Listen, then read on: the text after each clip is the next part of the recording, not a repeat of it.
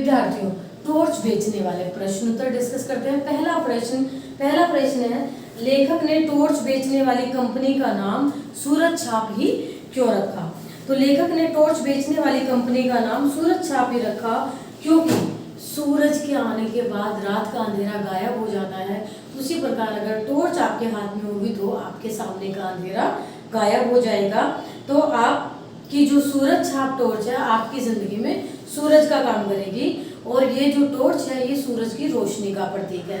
इस तरीके से आप प्रश्न का उत्तर लिखेंगे। जो शब्द आप प्रश्न से लेना चाहेंगे बिल्कुल लीजिए, मात्रा की गलतियां नहीं करेंगे। प्रश्न दो हम पढ़ेंगे। 5 साल बाद दोनों दोस्तों की मुलाकात किन परिस्थितियों में और कहाँ होती है? 5 साल बाद, 5 साल के लिए वो अलग हुए थे पैसा कमाने के लिए, सवाल का जवाब ढूंढने के लिए कि पैसा कैसे कमाया जाता है। 5 साल बाद, 5 साल पहले दोनों दोस्त बेरोजगार थे, पैसा नहीं कमाते थे।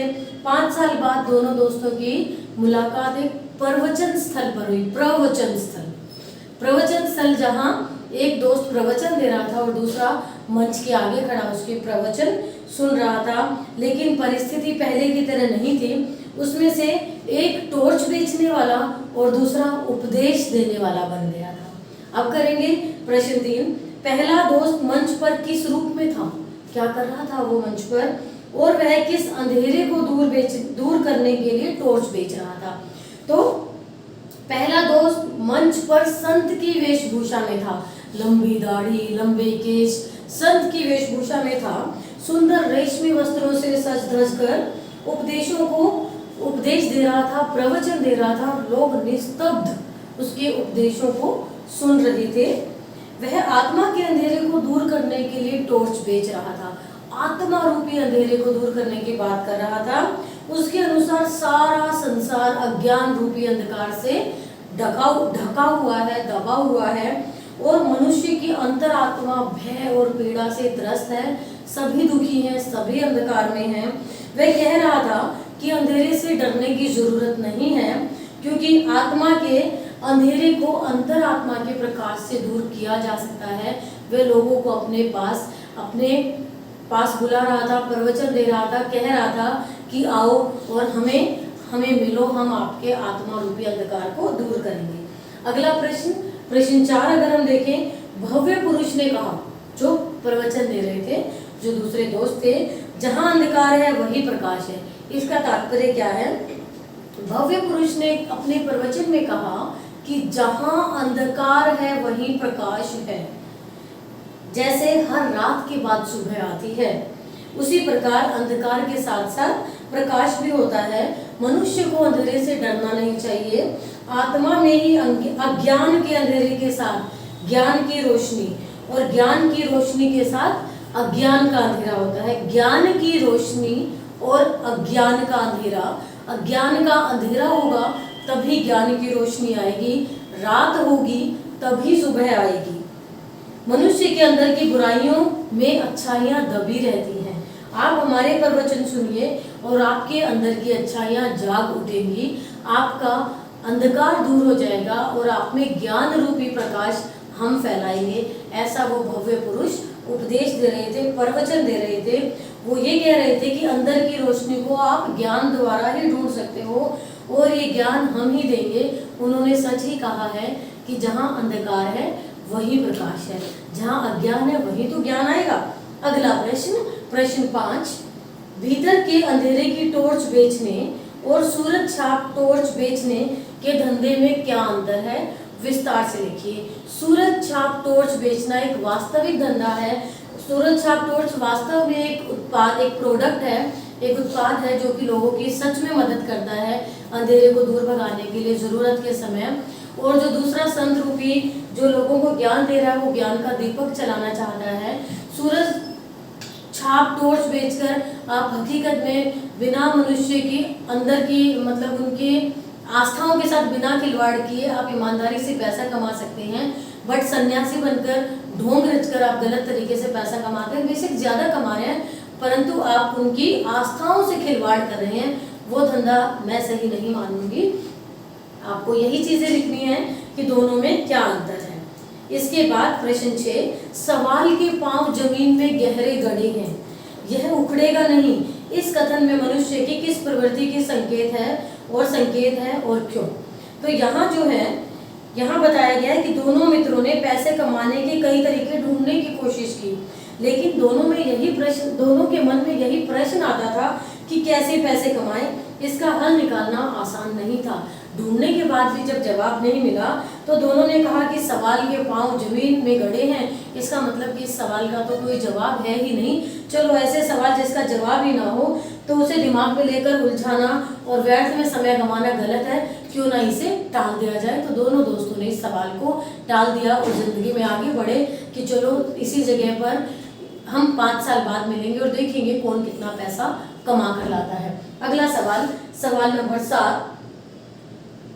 नंबर 7 आपका है कि व्यंग्य विद्या में भाषा सबसे धारदार है। भाषा इतनी धारदार है कि आप किसी को भी अपनी भाषा से नुकसान पहुंचा सकते हैं, क्षति पहुंचा सकते हैं, हानि पहुंचा सकते हैं, हमला कर सकते हैं। भाषा। परछाई जी इस रचना को आधार बनाकर इस कथन के पक्ष में अपने विचार बताएं। तो आप बताएंगे कि हरिशंकर परछाई जी ने व्यंग्य रचना की है। इस पाठ में उन्होंने समाज में फैले अंधविश्वास और पाखंडी साधु संतों द्वारा रचे गए ढोंग से बचकर रहने का संदेश दिया है। उन्होंने कहा है कि लोग भली भांति अच्छी भली जनता को अंधेरे का डर दिखाकर ज्ञान रूपी प्रकाश देने की बात कहकर बहका कर पैसा ऐंठते हैं। हमें ऐसे अंधविश्वास और पाखंड से बचना चाहिए। लेखक ने इस व्यंग्य रचना के माध्यम से हमें समझाया कि धर्म और आध्यात्म के नाम पर ऐसे ढोंगियों से बचो, इन ठगियों के चंगुल में ना फंसो। अगर ज्ञान अपनी आत्मा में फैलाना है तो खुद फैलाएं, खुद पढ़ें, अपने पर ध्यान दें, हमेशा ईमानदारी से जिंदगी में रहें। आप व्यंग्य विद्या की भाषा प्रभावशाली हो जाती है और लोगों के मन पर इसका अधिक प्रभाव पड़ता है। इस कहानी के पढ़ने के बाद आप भी इस तरह के ढोंगियों से आसानी से बच पाएंगे।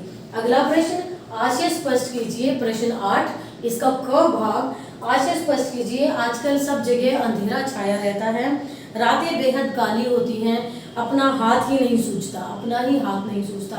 ये टॉर्च बेचने वाला कहता है, सूरज छाप कंपनी टॉर्च बेचने के लिए जब लोगों को अंधेरे का डर दिखाता है तब बताता है, और इस अलग अलग तरीके से लोगों के मन में डर दिखाकर वो अपना उत्पाद बेचता है जो कि है सूरज छाप टॉर्च, और लोग उसे खरीद लेते हैं।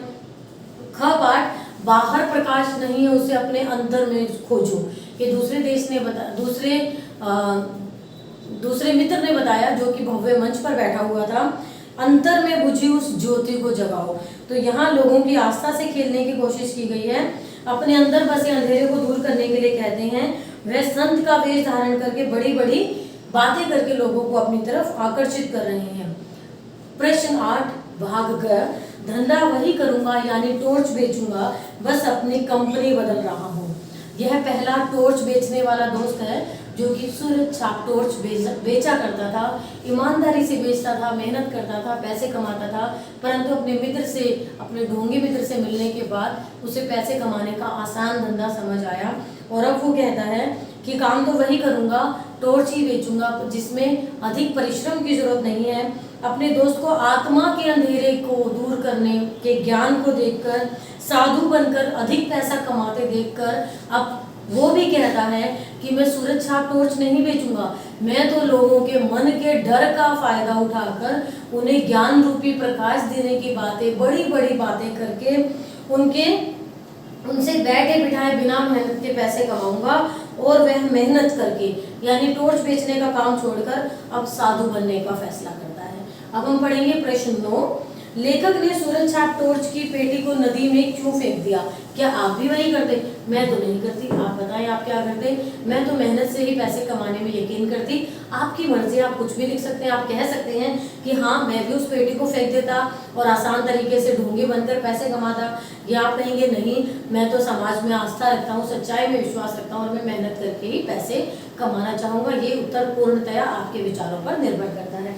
प्रश्न 10, टॉर्च बेचने वाले किस प्रकार की स्किल का प्रयोग करते हैं?